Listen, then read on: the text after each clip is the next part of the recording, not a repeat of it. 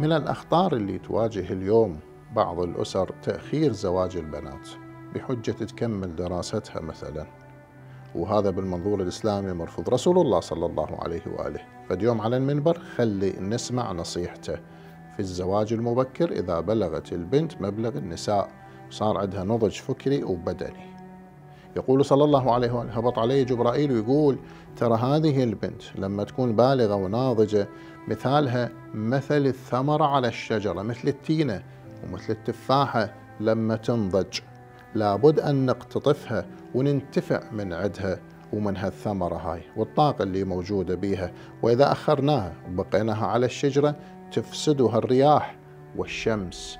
كذلك النساء لا دواء لهن إلا البعولة، لا دواء لهن إلا البعولة، والقائل هو الله سبحانه وتعالى.